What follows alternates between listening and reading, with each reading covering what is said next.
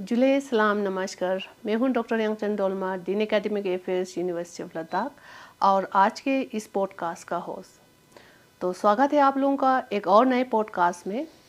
जैसे कि आप सबको पता है, यूनिवर्सिटी ऑफ लद्दाख इस पॉडकास्ट के थ्रू यूनिवर्सिटी का जो डेवलपमेंटल एक्टिविटीज़ है, जो रिसेंट एक्टिविटीज़ है, उसको हम डिस्कस करते हैं और आप लोगों के साथ हम शेयर करते हैं। तो आज के इस पॉडकास्ट में फिर से हमारे साथ जुड़ा है honourable vice chancellor university of Ladakh professor Saqib Khushwaha. Thank you very much sir for नमस्ते। Joining us. Thank you madam. जुले अस्सलाम वालेकुम। तो आज हम इस प्रोग्राम में डिस्कस करेंगे न्यू एकेडमिक सेशन 26-27 एकेडमिक्स जो प्रोग्राम चल रहा है यूनिवर्सिटी के 4 कैंपसेस में, और जो डेवलपमेंटल एक्टिविटीज़ हो रहा है, और जो रिसेंट रिक्रूटमेंट का एडवर्टाइजमेंट हुआ है 38 असिस्टेंट प्रोफेसर और 6 एसोसिएट प्रोफेसर के लिए, इस बारे में हम डिस्कस करेंगे। तो सबसे पहले हम शुरू करेंगे एकेडमिक से सर। जैसे कि यूजी और पीजी प्रोग्राम के लिए हमारे 4 कैंपसेस और 6 कॉन्स्टिट्यूएंट कॉलेजेस में एडमिशन अभी चल रहा है और बहुत सारे प्रोग्राम्स 4 कैंपसेस में अवेलेबल है। और इस बारे में जो हमारे यंग एस्पायरिंग स्टूडेंट्स है, उसको आप क्या कहना चाहेंगे? यूनिवर्सिटी का जो फैसिलिटीज़ है, इंफ्रास्ट्रक्चर या हॉस्टल फैसिलिटीज़ है स्टूडेंट्स के लिए, इस बारे में आप क्या कहना चाहेंगे सर? Thank you madam. एक बार फिर से युवा लद्दाख को साकिब खुशवाहा का नमस्कार। जुले अस्सलाम वालेकुम। ये धन्यवाद मैडम, आपने इस पॉडकास्ट के बारे में सोचा। ये बड़ा टाइमली आपने ये जो प्रोग्राम किया रिकॉर्डिंग का, ये टाइमली प्रोग्राम है। पहली बात तो ये कि हमारे इस बार के जो उद्देश्य है कि एक तो नए कोर्सेज जो हमने स्टार्ट किए हैं, अभी मेरे मन में ये भाव चल रहा है, मैंने आपसे भी डिस्कस किया ही था कि दोनों कैंपस में नंबर ऑफ़ जो प्रोग्राम्स हमारे चलते हैं वो एक जैसे चले। जैसे उदाहरण के तौर पे हमारा फोरेंसिक साइंस तो हमने चला ही लिया, लेकिन जैसे हमारा मास कम्युनिकेशन का प्रोग्राम कारगिल कैंपस में है, यहाँ नहीं है, वो भी चलना चाहिए। लेकिन इसके पहले आपके अच्छे प्रयासों से हम लोगों ने, जैसे ज्योग्राफी में हो गया MSc, साइकोलॉजी में MSc, तो ये एक जो आर्ट्स बैकग्राउंड के यूजी के बच्चे होते हैं जो ज्योग्राफी में, जैसे bachelor of geography from arts stream, BA geography जिसको बोलते हैं, तो वो MA ज्योग्राफी करेंगे। जो BSc ज्योग्राफी करके आएंगे वो MSc ज्योग्राफी करेंगे। इसी तरीके से ये काम हम लोगों ने बाखूबी दोनों कैंपस में तकरीबन 4 प्रोग्राम्स में कर लिया है। और इस बीच आप सभी की मदद से और बच्चों की डिमांड की वजह से हम लोगों ने इंटीग्रेटेड कोर्स भी स्टार्ट किए हैं। और मुझे ऐसा लग रहा है कि हमें डेट्स कुछ बढ़ानी पड़ेंगी। वैसे तो कल 24 तारीख है, कल हमारी लास्ट डेट है, लेकिन आपको मैं ध्यान दिलाना चाहूँगा कि CUET जो हमारा सेंट्रल यूनिवर्सिटी का इंट्रेंस टेस्ट होता है, उसके एडमिशन्स अभी स्टार्ट हुए हैं। तो वो हमारे बाद स्टार्ट हुए हैं, जो हमारा तो तकरीबन 1.5 महीने से ये प्रोग्राम चल रहा है। तो उसकी वजह से क्या होगा कि बच्चे, बहुत सारे बच्चे, लद्दाख के बच्चे जिनको मौका मिलेगा अपने फ्यूचर को आगे बढ़ाने के लिए इन अदर यूनिवर्सिटीज़, और जिनके पास फेलोशिप भी होगी, तो वो लोग जाना चाहेंगे। तो मेरा ये मानना है कि हमें फिर से, आपने एक अच्छा ये भी एग्ज़ाम के लिए जो मर्सी चांस है उसकी आज ही अप्रूवल हुई है, तो मुझे लगता है कि अगस्त में पहले या दूसरे वीक में जब मर्सी चांस का रिजल्ट निकल जाएगा और CUET के कुछ बच्चे आना चाहेंगे, तो उनके लिए हमें फिर से खोलना पड़ेगा। अब एक सवाल उठता है कि कुछ बच्चे जुलाई 1 से अपने क्लासेस कर रहे हैं, तो हमारे लिए इसके लिए बड़ा अच्छा ऑप्शन है, सैटरडे संडे को या लेट आवर्स में हम एक्स्ट्रा क्लास भी करेंगे। तो उसके लिए जो भी सुविधाएं चाहिए होगी और जो भी ज़रूरतें होंगी वो कर लेंगे। हॉस्टल फैसिलिटी के बारे में अगर हम आपको बताएं तो हमारे 4 में से 3 कैंपस में हॉस्टल फैसिलिटी अवेलेबल है। अब कैंपस कौन से हैं? हमारे ये जो तारुक कैंपस है, यहाँ भी हमारे पास गर्ल्स एंड बॉयज़ हॉस्टल्स के लिए तकरीबन 200 बच्चों की फैसिलिटीज़ है, और मुझे लगता है कि यहाँ इससे ज़्यादा एडमिशन्स नहीं होने वाले हैं। तो और दूसरा, ये जितनी फैसिलिटी है उसको first come first serve basis पे हम करेंगे। और मैं बताऊं कि 2 साल पहले उस समय के एडमिनिस्ट्रेटिव सेक्रेटरी, मुझे लगता है कि या तो मैडम पद्मा रही होंगी या मैडम भानु, तो आप लोगों ने अच्छी सोच के साथ यहाँ पे प्री फैब्रिकेटेड हॉस्टल की फैसिलिटी क्रिएट की हुई है। उसको मुझे लगता है कि हैंडओवर हो जाना है एक दो सप्ताह में। तो वहाँ भी हमारे पास कम से कम 30 बच्चियाँ जो हैं, हमारी बेटियाँ जो हैं, वो आ पाएंगी। तो हॉस्टल की फैसिलिटी तारू कैंपस में एनफ है। अब हम आते हैं कारगिल पे, जो जैसे कि जो मुझे फीडबैक दिया है महबूब साहब ने, डॉक्टर महबूब ने, उसके हिसाब से हम तकरीबन 360 बच्चों को अकोमोडेट कर सकते हैं, बॉयज़ एंड गर्ल्स को, उस कैंपस में। बाकी जो लोग लोकली आते हैं उनके लिए बस भी है। तो और यहाँ भी बस चलती है। तो मुझे लगता है कि ये 2 कैंपस की बात हो गई। अब बात करते हैं इस्तकना कैंपस में एग्रीकल्चर की। वहाँ भी सारे बच्चों के लिए हॉस्टल फैसिलिटी अवेलेबल है। और on top of it we are running the bus, apply करती है हमारी बस सुबह शाम। तो बच्चे जो शहर में भी रहना चाहते हैं उनके लिए भी ये सुविधा है। अब हम आते हैं एग्रीकल्चर का, जो रदर हॉर्टिकल्चर का जो स्कूल है कारगिल में, वहाँ पे अभी हॉस्टल फैसिलिटी क्रिएट नहीं है, लेकिन वहाँ पे हमने 2 नई बस जोड़ी हैं। फैजान साहब ने वो जेके बैंक से 2 नई बस जुड़वाई हैं, तो बच्चे अप डाउन कर रहे हैं। और मैं बताऊं कि school of horticulture Kargil campus में हमारे 3 प्रोग्राम चलते हैं। एक बीएससी एग्रीकल्चर 4 साल का, एक बीएससी हॉर्टिकल्चर 4 साल का, और एक फिशरी इस साल से शुरू हुआ है। ये 4 साल के प्रोग्राम है।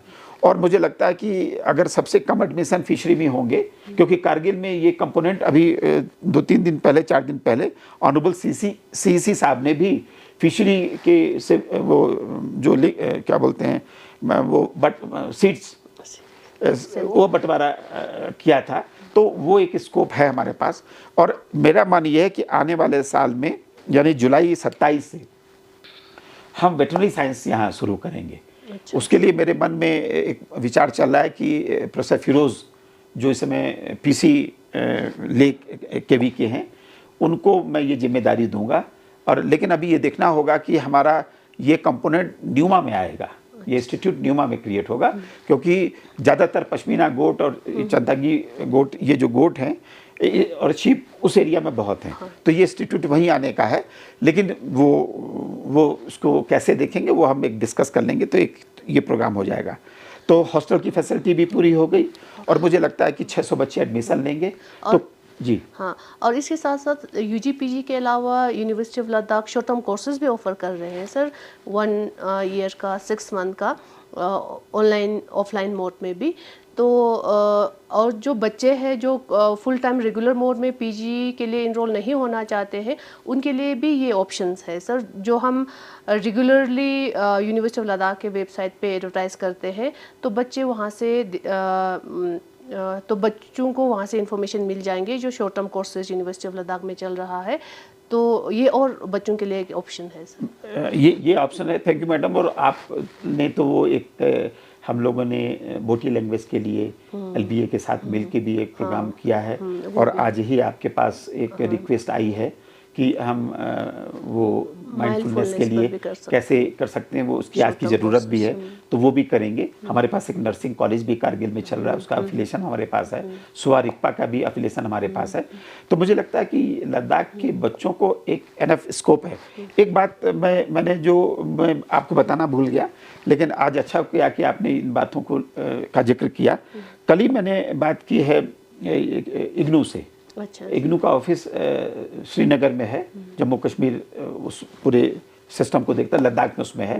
तो मैंने बात की थी कॉलेज, झंस्कार कॉलेज में वो सेंटर कैसे खोला जाए। लेकिन मुझे ऐसा लग रहा है कि हमें इग्नू का सेंटर यूनिवर्सिटी में भी खोलना चाहिए, जिससे मास्टर्स डिग्री हम लॉन्च करें। ये जो सेंटर इग्नू के ईजीएम कॉलेज और गवर्नमेंट कॉलेज कारगिल में चल रहा है, वहाँ यूजी कोर्सेज ये ऑफर होते हैं। तो मुझे ऐसा लग रहा है कि अभी हम लोगों को, जिसके बारे में मैंने कल प्लान किया है, वो हम टुमारो यानी कल से ही हम इसके ऊपर वर्कआउट करेंगे, जिससे वो ऐसे लद्दाखी बच्चे, युवा बच्चे जो कहीं ना कहीं नौकरी कर रहे हैं और नौकरी के साथ पढ़ाई करना चाहते हैं, ये उनको बहुत ही ये अच्छी प्रोविज़न मिल जाएगा। ये बहुत ही अच्छी बात है सर, क्योंकि बहुत सारे स्टूडेंट्स प्राइवेट के थ्रू अपना कोर्स कंप्लीट करना चाहते हैं, बट अभी हम university of Ladakh private course offer नहीं कर पा रहे, तो उन बच्चों के लिए बहुत ही फ़ायदेमंद रहेगा सर। जी, तो इससे हम मदद कर पाएंगे उन युवाओं की जो या तो रेगुलर नौकरी में है या कंट्रेक्चुअल में है। देखिए कंट्रेक्चुअल वाला भी नौकरी छोड़ के स्टडी परस्यू नहीं कर सकता है, तो मुझे लगता है कि ये ऑप्शन जो इग्नू का आ जाएगा तो मुझे लगता है कि इसका फ़ायदा होगा। जी हाँ, अगर हम डेवलपमेंटल एक्टिविटीज़ की बात करें सर, जैसे इनरोलमेंट यूनिवर्सिटी, ले कैंपस, करगिल कैंपस और ऐसे स्टेज दोनों में हमारा साल बर साल इंक्रीज़ हो रहा है, तो इसके साथ साथ इंफ्रास्ट्रक्चर भी इम्प्रूव होना लाजमी है, वो ज़रूरी है, होना भी चाहिए। बट बहुत सारे developmental activities university Kargil campus, ले कैंपस में चल रहा है, इस बारे में आप क्या कहेंगे? अगले 2-3 सालों में हमारा इंफ्रास्ट्रक्चर कितना इम्प्रूव होने वाला है, इस बारे में आप थोड़ा जिक्र करेंगे सर? मैडम, इसको 2 साल नहीं लगेंगे। हमारी ये स्टाफ क्वार्टर जो हमारे हैं और दोनों परमानेंट स्ट्रक्चर हॉस्टल के इस कैंपस में अगर बात करें तो मुझे लगता है 6 या 7 प्रोजेक्ट चल रहे हैं। एक हमारे पास स्टेडियम बन रहा है, ओपन थिएटर कम स्टेडियम बन रहा है। एक हमारे पास एकेडमिक कम एडमिन ब्लॉक बन रहा है जिसमें हम म्यूज़ियम से लेके सारी चीज़ें लगाएंगे। फिर 2 हॉस्टल्स हमारे पास बन रहे हैं, एक गर्ल्स का और एक बॉयज़ का। देन स्टाफ क्वार्टर भी बन रहा है, टाइप 3 भी बन रहा है और टाइप 4 भी बन रहा है। तो इस तरीके से अगर आप देखें तो 6 या 7 प्रोजेक्ट हमारे चल रहे हैं। इसके अलावा हमारे यूटी गवर्नमेंट ने फुटसाल का एक मैदान दिया है आपके साथ इस बिल्डिंग के ठीक सामने। तो ये सारी एक्टिविटीज़ 1 साल में पूरी हो जाएंगी। करीबन 90-95% काम पूरा हो चुका है। तो फर्निशिंग का काम ये लोग अभी स्टार्ट करें, तो ये एक तो यहाँ हो जाएगा। दूसरी बात, इसका मतलब है हमारे पास एनफ स्पेस रहेगा क्लासरूम के लिए। अभी क्लासरूम की थोड़ी क्राइसिस नज़र आती है, लेकिन मैडम आपने ध्यान दिया होगा कि दिल्ली में भी ये बात हमेशा उठती रही है जब भी हम एकेडमिया में की बात करते हैं कि क्लासरूम डिपार्टमेंट को अलोकेट नहीं होता है, क्लासरूम हम मैनेज करते हैं। जैसे हमारे यहाँ 5 डेज अ वीक होता है, तो यूजुअली 9:30 से क्लासेस स्टार्ट होते हैं और 5:45 तक हम ले जाते हैं। तो अगर हम 5:30 तक भी क्लास चलाएं, 1 घंटे के या आधे घंटे का ब्रेक दें, तो हम इन क्लासरूम्स में हम आपस में बातचीत कर लेंगे कि जैसे मान लीजिए इकोनॉमिक्स डिपार्टमेंट के सामने क्लासरूम है तो पहला अधिकार उसका मान लिया जाएगा, लेकिन 2 बजे के बाद हम दूसरे डिपार्टमेंट को मौका देंगे और यहाँ से हम बस चलाते ही हैं। और जो हमारा प्रयास होगा कि क्लासरूम की कमी ना आए। दूसरा, lab, state of art lab facility है मैडम, ये आप भी जानती हैं। और मैं तो इनवाइट करूँगा हम लार्जर हमारे युवा साथियों को लद्दाख से और पेरेंट्स को भी कि अगर आपको कभी लगता है कि आपको ट्रस्ट की डिफिसिट सी लगती है या कभी मन में ये भय आता है कि क्या फैसिलिटी पूरी है, हमारे पास अध्यापक पूरे हैं और क्वालिफाइड अध्यापक हैं। दूसरी बात, हमारे पास लैब है, आप लैब आके हमारी ज़रूर देखें। तो ये स्टेट ऑफ आर्ट फैसिलिटी जो कि 10 साल की उम्र वाली यूनिवर्सिटी में भी नहीं होती है। और पीएम ऊषा का जो हमारे डीसी साहब हैं उनके लीडरशिप में और जोल्दन साहब की लीडरशिप में और मैडम भानु की लीडरशिप में ये एनएफ फंड मिला हुआ है। और अभी हम इसी साल एनएमआर भी ले लेंगे और जितनी भी इम्पोर्टेंट मशीन जो पीजी और पीएचडी के लिए चाहिए वो की सारी दोनों कैंपस में 90% तो आ चुकी है, 10% जो बाकी रह गया वो हम मंगा लेंगे। तो ये फैसिलिटी लैब की भी है। हॉस्टल की बात हो गई और आपने हमसे पूछा कि हॉस्टल फैसिलिटी बता दिया और स्पेस की आपने बात करी। तो स्पेस कारगिल कैंपस में भी हैंडओवर अगले साल हो जाएगा। उस बिल्डिंग को मैंने पूरा देख लिया है, उसमें छोटे मोटे मॉडिफिकेशन थे वो हमने बता दिए हैं। उदाहरण के तौर पे कि वेट लैब जो है उस बिल्डिंग में नीचे वाली फ्लोर में ही बनेगी और वेट लैब के साथ ड्राई लैब में भी एग्जॉस्ट फैन वगैरह की छोटे मोटे हर चीज़ को देख लिया गया है। जी। और एक क्वेश्चन सर, जो recently KVK university of Ladakh के साथ जोड़ा है, इससे यूनिवर्सिटी ऑफ लद्दाख को क्या फ़ायदा होने वाले हैं इन कमिंग ईयर्स, या बच्चों को इससे क्या फ़ायदा होगा, आप इस बारे में थोड़ा बताएंगे सर? अच्छा मैडम, ये था कि केवीके कृषि विज्ञान केंद्र जो है ये आईसीआर का, Indian council of agriculture research का एक पोर्टफोलियो है, एक प्रोविज़न है। और हम इस समय अटारी के चंडीगढ़ ऑफिस से गवर्न होते हैं। और मैं बताऊं ये 4 तो हमें मिल गए हैं, लेकिन 3 डिस्ट्रिक्ट्स में एक और आने वाला है। इसमें जो कंटिजेंट होता है, इसमें जो एक तो पीसी होता है जो प्रोफेसर रैंक का माना जाता है, एसोसिएट प्रोफेसर यूजुअली होते हैं वहाँ पे, और इसके बाद हमारे पास 6 सब्जेक्ट मैटर स्पेशलिस्ट होते हैं।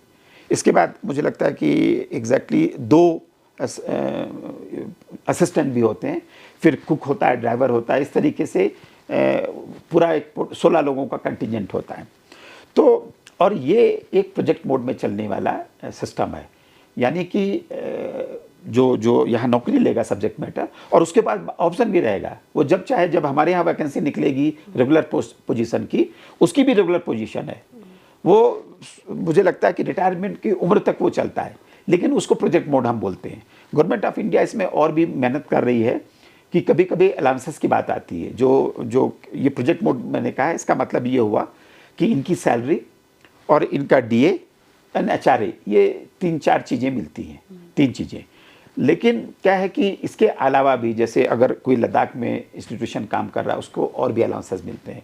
फिर हमारे यहाँ एकेडमिया में चाइल्ड केयर अलाउंसेस, इस तरीके की कुछ चिल्ड्रन अलाउंसेस तरीके की चीज़ें हैं, तो प्रोजेक्ट मोड में वो नहीं मिलती हैं। दूसरा, रिटायरमेंट बेनिफिट नहीं होता है, लेकिन मतलब पेंशन नहीं मिलती है। तो लेकिन जो गवर्नमेंट ऑफ इंडिया का प्रोविज़न होगा उसके तहत ये परमानेंट नौकरी ही होती है। तो इसमें जो सब्जेक्ट मैटर स्पेशलिस्ट है, उसकी सैलरी जो है, जैसे हमारे यहाँ असिस्टेंट प्रोफेसर की लेवल 10 से होती है, वो मुझे लगता है 6000 से स्टार्ट होती है अपने यहाँ साल, उनके यहाँ 5400 से 5400 से स्टार्ट होती है। तो थोड़ा सैलरी का डिफरेंस रहता है, but they are somehow almost equivalent to assistant professor. लेकिन ये रिसर्च होती है, इनके 2 तरीके के काम होते हैं। गवर्नमेंट की जो प्रूवन टेक्नोलॉजी है, वो ये लोग अपने एरिया में, अपने डिस्ट्रिक्ट्स में, तहसील में, ब्लॉक में, ये लोग किसानों को सेलेक्ट करते हैं। उनको बोलते हैं, ये 2 ट्रायल होते हैं, एक ऑन फील्ड ट्रायल होता है और एक ऑन फार्म ट्रायल होता है। तो ये किसानों को उन चीज़ों को समझाते हैं, लीड फार्मर्स को सेलेक्ट करते हैं, उनको फैसिलिटी, वो चीज़ें भी देते हैं काइंड में, जैसे तिरपाल हो गया और भी बहुत सारी चीज़ें। इस बार हम लोग गए थे तो जो गोट हर्डर्स थे, उनको हम लोगों ने गमबूट दिए, फ्लैश लाइट दी, तिरपाल दिया, देन वो दूध निकालने के बाद उसकी चर्निंग, बटर कैसे निकालें, उसकी मशीन मंगाई गई है। तो हर 2 फैमिली पे एक मशीन दी गई। तो दवाई सारे जानवरों को दी गई। और हम जो हमारे गोबा साहब होते हैं, जो उनको हम लोगों ने पूरी दवाई का सिस्टम दिया है। आँख की दवा हो गई, एंटीबायोटिक हो गई, इंट्रामस्कुलर, इंट्रावेनस, तो वो लोग उसको मैनेज करते हैं। कहने का मतलब ये हुआ, कृषि विज्ञान केंद्र जो है ये कड़ी है, लैब की फाइंडिंग और सरकार की दी हुई टेक्नोलॉजी हम अपने किसान भाइयों तक कैसे पहुंचाएं, जिससे उनकी लाइवलीहुड सिक्योर हो, उनकी इनकम बढ़ सके, ये उसका काम है। इसके लिए वैज्ञानिक रखे जाते हैं, जिनको हम सब्जेक्ट मैटर स्पेशलिस्ट बोलते हैं। तो एक तो ये होगा। तो अभी हमारे पास तकरीबन 30 के आसपास वैकेंसी का हम डिटेल आपको दे देंगे। 30-32 वैकेंसी कुछ होंगी, जिसमें हमारे युवा बच्चे, युवा साथी जिनके पास डिग्रीज हैं, वो इसमें नौकरी ज्वाइन करेंगे। तो ये हो जाएगा। अगर 3 और खुल जाता है तो 16 टाइम्स 3, यानी कि ड्राइवर को भी नौकरी मिलेगी, कुक को भी मिलेगी, कई तरीके की नौकरी मिलेंगी, असिस्टेंट की भी नौकरी मिलेगी, सब्जेक्ट मैटर की भी मिलेगी, पीसी की भी मिलेगी। तो मुझे लगता है कि ये एक अच्छा प्लेटफॉर्म है जो हमारे किसानों को मेन स्ट्रीम से जोड़ता है और रिसर्च को उन तक पहुंचाने में मदद करता है। और साथ ही साथ जो हमारे रिसर्च स्कॉलर्स है, उनके लिए भी यस मैडम, ये बढ़िया, ये तो मैं भूल ही गया था। तो ये हमारे रिसर्च स्टूडेंट को या एग्रीकल्चर में काम करने वाले, और वही क्यों, जो बॉटनी में काम करते हैं, जूलॉजी में काम करते हैं, इन लोगों के जो कंपोनेंट है रिसर्च के, फील्ड वर्क है, वो हम वहाँ कर सकते हैं। मैडम अभी तो आपने दिन में ही मुझसे कहा था कि इंटर्नशिप के लिए भी कुछ, तो बच्चे हमारे एग्रीकल्चर के बच्चे इंटर्नशिप भी कर सकते हैं। तो बहुत लंबा चौड़ा स्कोप है, इसको हमें ढंग से करना पड़ेगा। और मैं आपसे ये वादा कर सकता हूँ, अपने युवा साथियों से भी वादा कर सकता हूँ कि इसकी वैकेंसी की नोटिफिकेशन हम 20 दिनों में निकाल लेंगे। ये मेरे मन में ख्याल चल रहा है। ऑलमोस्ट 90% काम इस पे हो चुका है और वो रोस्टर को लागू करना है, इसलिए हम इस पे काम कर रहे हैं और 20 दिन में हमें लगता है कि इसको हम अप कर देंगे। Okay sir, thank you. मेरा लास्ट क्वेश्चन होगा सर, जो हमने रिसेंटली 38 असिस्टेंट प्रोफेसर और 6 एसोसिएट प्रोफेसर का एडवर्टाइजमेंट हुआ है, इसका जो कंप्लीट रिक्रूटमेंट प्रोसेस कब तक ख़त्म होगा, या प्रोसेस के बारे में आप थोड़ा सा बताना चाहेंगे सर? जी, पहली बात तो मैंने मुझे लगता है कि हम लोग वेरियस डिस्कशन में ये सामने आया कि जितने एसआरओ जम्मू कश्मीर से हमें मिले थे उसके हिसाब से जब हमने टैली किया तो हमारे पास 40 असिस्टेंट प्रोफेसर की वैकेंसीज निकल रही थी और हमारे पास 6 एसोसिएट प्रोफेसर की वैकेंसीज निकल रही हैं और हमारी कुछ नॉन टीचिंग की भी कम से कम मुझे लगता है कि 3 तो हमने एडवर्टाइजमेंट में दे दी है। मुझे लगता है कि अभी 20 वैकेंसीज और आएंगी नॉन टीचिंग की, जो चाहे तो KVK से एमिनेट हो, ये स्कूल ऑफ एग्रीकल्चर या स्कूल ऑफ हॉर्टिकल्चर से एमिनेट हो, और हमारी अपनी यूनिवर्सिटी की जो SRO से हमें पोजीशंस मिली हैं वो एमिनेट होंगी। तो अभी कुछ तो पाइपलाइन में है, आना बाकी है। अब आपने पूछा कि तो उनमें से हमने 40 में से 38 क्यों किया? 38 इसलिए किया कि एक vacancy occupied by computer scientist, computer assistant professor, जो कि हमारे डिवीज़न के समय हमको मिले हुए थे और उनकी रिक्रूटमेंट अनरिजर्व पोजीशन पे हुई थी। तो एक तो पोजीशन वो अनरिजर्व की चली गई, दूसरी पोजीशन ऑक्युपाइड है हिमालयन रिसर्च सेंटर में तारू कैंपस में, और वो अपॉइंटमेंट SC पोजीशन के अगेंस्ट में है। तो वो 2 पोजीशन हटाने के बाद तो, लेकिन हमने रोस्टर 40 का बनाया, पोजीशन एडवर्टाइजमेंट की 38। तो लोगों को लग रहा है कि कहीं ना कहीं शायद उचित समाधान नहीं मिला है। मैं आपको भरोसा दिलाता हूं कि किसी भी नज़रिए से जांचा जाए, SO 77 के हिसाब से पॉलिसी लागू की गई है और उसमें कहीं कोई कमी नहीं है। हमने जब रिजर्वेशन रोस्टर बनाया और वो लियासन ऑफिसर हमारे प्रोफेसर जोल्दन साहब हैं, वो इसको साइन करके अपलोड करेंगे, तो हमने डिपार्टमेंट्स को अरेंजमेंट सीरियल नंबर के बाद लेफ्ट साइड में अल्फ़ाबेटिकल किया हुआ है और रोस्टर वैसे ही लगाया है जैसे हमें इंस्ट्रक्शन थे SO 77 के हिसाब से, लेकिन एडवर्टाइजमेंट हमने फैकल्टी वाइज किया है। तो इसलिए all departments starting with A alphabet और B C वैसे नहीं आए हैं, तो इसलिए लोगों को उसमें कन्फ्यूज़न है। लेकिन वो ऐसा है, और मुझे आपने फिर ये बात की कि कब पूरा करेंगे, तो हमने 21 दिन का टाइम दिया फॉर्म भरने का और 10 दिन का टाइम दिया हार्ड कॉपी करने के लिए। हमें एक अरेंजमेंट करना पड़ेगा कि पोस्ट ऑफिस को अलर्ट करना पड़ेगा कि जो लास्ट डे है उस दिन अगर उनके पास रिसोर्सेज नहीं है तो हमसे रिक्वेस्ट कर सकते हैं, हम गाड़ी भेज के उस दिन शाम को 5 बजे सारे फॉर्म मंगा लेंगे, लास्ट डे जब हार्ड कॉपी का है। जिनकी हार्ड कॉपी हमको नहीं मिलेगी उनको हम कंसीडर नहीं करेंगे। पूरे भारतवर्ष में ये एक प्रोविज़न बना हुआ है। तो अब आपने जो, इसीलिए लोगों को चाहिए कि अर्ली एप्लीकेशन फाइल करें। लोग क्या करते हैं, लास्ट डे में करते हैं। जो लास्ट डेट में एप्लीकेशन डालेगा उसके पास बियरली 10 दिन है और यूनिवर्सिटी कोई जिम्मेदारी नहीं लेती है पोस्टल डिले की। ये पूरी दुनिया में ऐसा ही होता है, लोग देख सकते हैं बाकी जगहों में क्या होता है। तो लोगों को चाहिए कि एप्लीकेशन तुरंत भरे और तुरंत उसका प्रिंट आउट लेके हमें पोस्ट करें। जो 1-2 क्वेरीज आती हैं, पहली बात तो हमने 3 फ़ोन नंबर दिए हैं, उनको 10 बजे से लेके 5 बजे के बीच ही फ़ोन करना है और वो भी मंडे टू फ्राइडे, क्योंकि उसमें कुछ हमारी बहनें हैं जिनके नंबर वहाँ पे हैं। तो हम नहीं चाहते हैं कि उनके जीवन में क्लोजिंग आवर के बाद कोई दखल दी जाए। एक डिसेंट एटीट्यूड भी ये कहता है कि ऐसे काम करना है। दूसरा, हमने ईमेल दिया है, लोग वेबसाइट से दूसरी ईमेल, जैसे VC वाइस चांसलर को ईमेल भेजने की आवश्यकता नहीं है। जो ईमेल उसमें दिया है उसी ईमेल का इस्तेमाल करना है। जिस ईमेल को आपने रजिस्ट्रेशन में इस्तेमाल किया है फॉर्म भरने के लिए, उस ईमेल का इस्तेमाल आप करेंगे और जिस मोबाइल नंबर को आपने डाला है सिर्फ उसी मोबाइल नंबर का आप इस्तेमाल करेंगे अपनी क्वेरीज के लिए। तो हर सारी क्वेरीज, और इस बीच में क्या करूँगा कि मैं बीच में क्वेरीज का सलूशन तो निकाल रहा हूँ और बाकी जो क्वेरीज होंगी उसको अप कर दूंगा वेबसाइट पे या पोर्टल पे, जिससे लोगों को फ्रिक्वेंटली आस्क क्वेश्चन के सॉल्यूशंस मिल जाएं। और जब इसके बाद हम इस बीच हम क्या कर रहे हैं, हम एक्सपर्ट्स की जो प्रोफेसर होंगे सेंट्रल यूनिवर्सिटी से, उसकी लिस्ट हम ऑनरेबल LG साहब से अप्रूव कर देंगे through HED and honourable chief secretary साहब।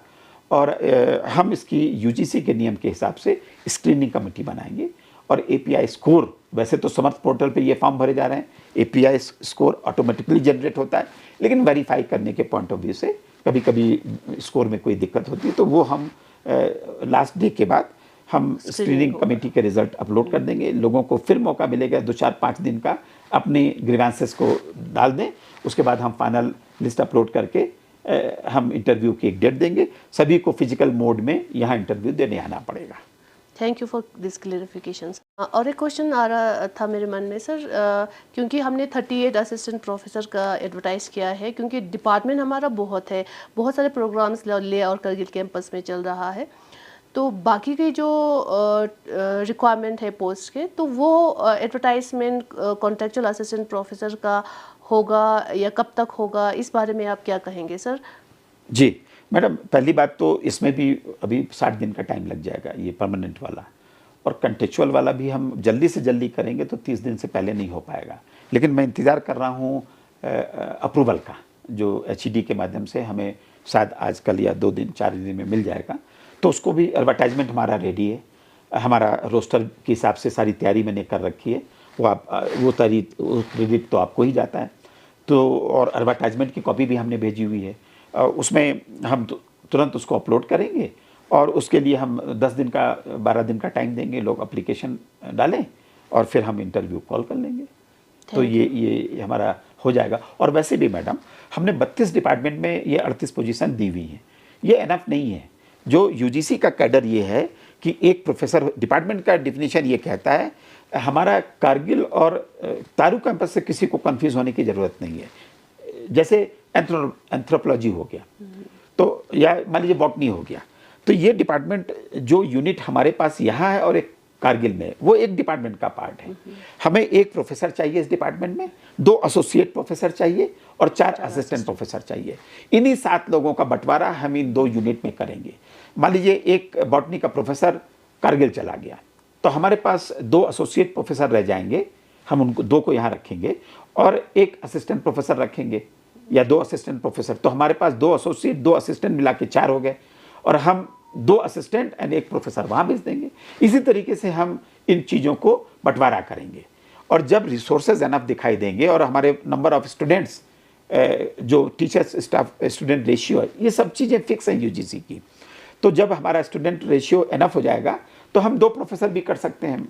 तो ये फिर 2 professor, 2 associate professor and 4 assistant professor, ये यूनिट जो है 8 की हो जाएगी। तो ये एक कैडर डिपार्टमेंट का बनता है और NAC में भी यही कैडर काम आएगा। और UGC का जो हमारा पेंडिंग है 12B, वो भी इसी से काम आ जाएगा।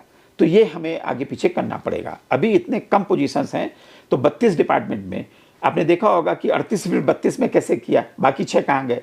तो जो डिपार्टमेंट कारगिल में भी है वहाँ भी हमने एक परमानेंट दिया है और जो यहाँ है वहाँ भी एक परमानेंट दिया है। इस तरीके से बंटवारा किया गया है। तो सब डिपार्टमेंट में 1 या 2 परमानेंट फैकल्टी रहेगी और ये फैकल्टी हमारे कंसर्न सब्जेक्ट से आएगी। क्यों?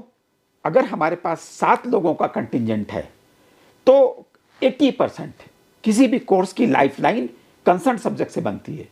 तो 7 का 80% क्या हो गया? तकरीबन 5 हमारा कंसर्न सब्जेक्ट से आएंगे। बाकी 2, आज ही आपने हमसे मल्टी डिसिप्लिनरी की सर्टिफिकेट के लिए बातचीत की, बाकी 2 एलाइड या अदर फील्ड से जो आने की बात है, वो तभी आ सकता है जब हमारे पास कोर सब्जेक्ट के 80% टीचर हों उस डिपार्टमेंट में। अभी तो हम 1 या 2 ही पोजीशन दे रहे हैं। अभी हमको आप ऐसे समझिए कि अगर मैथमेटिक्स हमें पढ़ानी है तो एलाइड सब्जेक्ट उसका स्टैट भी होता है। तो पहला टीचर अगर हम स्टैट का लेंगे तो मैथमेटिक्स कौन पढ़ाएगा? मैथमेटिक्स में प्लाज्मा की भी स्टडी होती है, वो फिजिक्स का एक पार्ट है। तो हमें मैथमेटिक्स का, कोर मैथमेटिक्स का आदमी पहले चाहिए। फिर वो जब हेड बनेंगे वो डिसाइड करेंगे कि साहब आपके सिलेबस में स्टैटिस्टिक्स का कितना पोर्शन है, क्योंकि ये मल्टी डिसिप्लिनरी यूनिवर्सिटी है। हमारे पास स्टैट का भी डिपार्टमेंट आएगा, तो हम स्टैट का टीचर आके यहाँ पढ़ाएगा, हम उस डिपार्टमेंट में स्टैट क्यों लेंगे? अभी जैसे मान लीजिए पॉलिटिकल साइंस की बात करते हैं, हमारे पास पॉलिटिकल साइंस जो अम्ब्रेला है पॉलिटिकल साइंस का, बाकी जगहों पे पॉलिटिकल साइंस हो गया, खत्म हो गया। हमारे पास हिमालयन स्टडीज जो कि by and large political science का पार्ट है, हमारे पास पॉलिटिकल साइंस डिपार्टमेंट है, हमारे पास इंटरनेशनल कॉन्फ्लिक्ट स्टडीज है, इंटरनेशनल रिलेशन है। हमारे पास 4 यूनिट है। तो अगर हमें पॉलिटिकल साइंस में कोई ऐसा एक पेपर है जो इंटरनेशनल कॉन्फ्लिक्ट स्टडीज से संबंधित है, तो हम इस पॉलिटिकल साइंस में क्यों एलाइड फील्ड लेंगे, हमारे पास तो पूरा डिपार्टमेंट है, वहाँ का टीचर आके यहाँ पढ़ाएगा। तो मुझे लगता है कि किसी भी लिखी हुई काले लाइंस की इबारत को ढंग से सोचने की और समझने की आवश्यकता होती है। तो ये एक सिस्टम है, मैंने आपको बता दिया। फिजिक्स की बात अगर आप कर लें तो कोर फिजिक्स हमें जरूरी है, उसमें भी मैथमेटिकल साइंस का एक पोर्शन होता है। ये आपने कल हम लोग एक मार्कशीट देख रहे थे दिल्ली यूनिवर्सिटी की, उसमें भी आपने देखा। तो हम जो फिजिक्स में मैथमेटिक्स यूज होगी उसको मैथमेटिकल साइंस से हम पढ़वाएंगे। हम क्यों फिजिक्स में एक मैथमेटिक्स का, हमारे पास तो अभी तो एक ही एक पोजीशन है। आप ये बताइए फिजिक्स पढ़ाने वाला उसमें दिया जाएगा कि उसमें मैथमेटिक्स वाला हम डाल देंगे? तो सभी लोगों को ये समझना पड़ेगा। आपके इकोनॉमिक्स में भी यही प्रॉब्लम आएगी कि हम इकोनॉमिक्स पढ़ाने के लिए इकोनॉमिक्स का टीचर लेंगे कि आपकी पॉपुलेशन स्टडी वाला टीचर उसमें डाल देंगे, फिर इकोनॉमिक्स कौन पढ़ाएगा? कोर पेपर पढ़ाने के लिए पहले चाहिए 80% टीचर कोर पेपर से आते हैं, एंड देन 20% टीचर 10% एलाइड में चले जाते हैं, 10% रिलेटेड फील्ड में चले जाते हैं। ये जरूरत है, लेकिन ये तभी होगा जब हमारे पास दूसरा डिपार्टमेंट नहीं है। अगर हमारे पास मल्टी डिसिप्लिनरी के सारे डिपार्टमेंट हैं तो सभी को अपने अपने डिपार्टमेंट में मौका मिलेगा, इक्वल चांस। जी, जैसे हमारा विजन है यूनिवर्सिटी ऑफ लद्दाख को एक लीडिंग इंस्टीट्यूट बनाने का सर, तो इस बारे में आपका क्या टारगेट रहेगा, इस बारे में आप थोड़ा बताएंगे सर? मैडम, लीडिंग इंस्टीट्यूट बनने के लिए हमें जो प्रयास करने चाहिए, सारे वर्टिकल्स यूनिवर्सिटी ऑफ लद्दाख में मौजूद हैं। आप जैसे ऊर्जावान टीचर तो यहाँ मौजूद ही हैं, लैब हमारे पास है। हमें एक्चुअली विजिबिलिटी अपनी बढ़ानी है, और विजिबिलिटी दो तरीके से। लार्जर इंडिया को मालूम चले कि एक इंस्टीट्यूट यूनिवर्सिटी ऑफ लद्दाख भी एग्जिस्ट करता है जहाँ पे स्पेशल कोर्स की पढ़ाई। आपने देखा होगा कि हमारे कुछ ऐसे कोर्स हैं, चाहे वो इसरो सपोर्टेड प्रोजेक्ट प्रोग्राम्स चल रहे होंगे, नैनो साइंस संबंधित स्टडीज़ हो रही हैं, देन रिमोट सेंसिंग जैसी चीज़ें जो बहुत कम यूनिवर्सिटीज़ में हैं। हमारे पास ऑलमोस्ट ऐसे ऐसे कोर्स हैं जिनको अगर हम लार्जर इंडिया के लोगों तक पहुंचा पाएँ तो हमारी इस यूनिवर्सिटी को लीडरशिप में आने में शायद 1-2 साल ही लगेंगे। तो ये यूनिवर्सिटी एक्चुअली टुक ऑफ हमने जो किया है, ये मुझे लगता है 2020 में किया है। 2020 में किया होगा, फरवरी में शायद। इसका एक्ट है 2018 का, जम्मू कश्मीर का, लेकिन हमने एक्चुअली टेक ऑफ किया फरवरी 2020 में। उसके बाद ग्रेजुअली डिपार्टमेंट्स बढ़ाए गए, दोनों कैंपस में बच्चों के लिए सुविधाएं एक अपने आप में इशू है, और लोगों की डिमांड के, बच्चों की डिमांड के हिसाब से, स्टूडेंट्स का जो डिमांड है उस हिसाब से डिपार्टमेंट को इंक्रीज हुआ है दोनों कैंपस में। मैडम, आपको याद होगा कि आर्कियोलॉजी के लिए इतनी यहाँ पे डिमांड आ रही थी, बच्चों ने साइन करके दिया। अभी बच्चों ने सोशल वर्क के लिए हमने सोशल वर्क हमारा पहले से चल रहा था, लेकिन वो डिसेबिलिटीज स्टडी में सोशल वर्क था। बच्चों की डिमांड पे हमने नॉर्मल सोशल वर्क स्टार्ट किया। तो बच्चे जब हम तक डिमांड पहुंचाते हैं तो यूनिवर्सिटी ऑफ लद्दाख प्रोएक्टिव होकर काम करती है। तो मुझे ऐसा लगता है कि या तो हम दुनिया तक पहुंच नहीं पा रहे हैं, तो ये हिच इसलिए भी हो सकती है कि हम एक डिफ़िकल्ट टेरेन में हैं।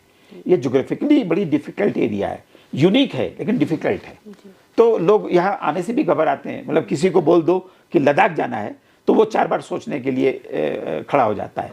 और विद्यार्थियों को भी यही लगता होगा, उनके पेरेंट्स को लगता होगा कि बहुत दूरी है, लेकिन ये दूरी मेंटल डिस्टेंस है। मुझे नहीं लगता है कि 1 घंटे की दूरी पे दिल्ली से हम हैं, बल्कि बहुत सारे स्टूडेंट्स आ भी रहे हैं सर बाहर के डिफरेंट स्टेट्स से। जैसे हमारा कोर्सेस है, प्रोग्राम फॉरेंसिक साइंस का कोर्स हो गया, GIS का कोर्स हो गया। बहुत सारे स्टूडेंट्स जो बाहर से आ रहे हैं उनके लिए हम फैसिलिटीज़ भी अवेलेबल कराते हैं, एंड वो कंप्लीट यहाँ कोर्स कंप्लीट करके भी जा रहे हैं। जी madam, thank you for reminding me. अभी 100 के थोड़ा आजू बाजू 100-110 बच्चे हमारे इन चारों कैंपसेस में मिला के 10 डिफरेंट स्टेट से, झारखंड से लेके कन्याकुमारी तक और तमिलनाडु से बच्चे यहाँ पढ़ते हैं। और मुझे लगता है कि उन बच्चों को कोई तकलीफ नहीं, छोटी मोटी तकलीफ जो हेल्थ से रिलेटेड तो नहीं है, लेकिन खान पीन की वजह से। अब जैसे सदर्न पार्ट से कोई बच्चा आता है, दक्षिण भारत से, उसको इडली डोसा थोड़ा मन भाता है, सांभर चटनी, तो वो वैसी चीज़ें हम उसको मुहैया नहीं करवा पाते होंगे, लेकिन चावल और सांभर जैसी चीज़ तो हम मुहैया करवाते हैं। तो मुझे ऐसा लगता है कि अपनी कैंटीन में छोले भटूरे से लेके सारी चीज़ मिल रही। अब मैं तानी से बोल के जुड़वा दूंगा, इडली डोसा भी एक दिन वीक में बनाया करे, उसकी ट्रेनिंग मैं दिलवा दूंगा। तो सुविधाएं पूरी बच्चों को मिल रही हैं, बच्चों का मन है 10 स्टेट के बच्चे आ भी रहे हैं, लेकिन इसको बढ़ाने की आवश्यकता है। अपनी खुशबू, यूनिवर्सिटी ऑफ लद्दाख की खुशबू जो है वो दुनिया को महसूस होनी चाहिए, उसके ऊपर अभी हमें वर्कआउट करना है। और दूसरा हमें ये भी करना है थोड़ा सा, हमारी विजिबिलिटी अभी आज ही किसी ने तारीफ के 2 मैसेज भेजे, 2 जगह से आए कि सर आपकी वेबसाइट बड़ी एक्टिव हो गई है। तो प्रयास तो हम कर ही रहे हैं, अब इसको और भी अच्छा कर लेंगे। तो मेरा यही कहना है कि आइए लद्दाख आइए, यूनिवर्सिटी ऑफ लद्दाख में आप अपने कैरियर को परस्यू करिए, ट्रेमेंडस स्कोप है, स्काई इज द लिमिट, और हम आपके सहयोग के लिए तत्पर हैं। Thank you very much sir for joining us. बहुत अच्छे आपने क्लियरिफिकेशन दी रिक्रूटमेंट के बारे में, स्टूडेंट्स को इन्फॉर्मेशन दी हमारे फैसिलिटीज़ के बारे में। Thank you very much. Thank you Julie, नमस्ते।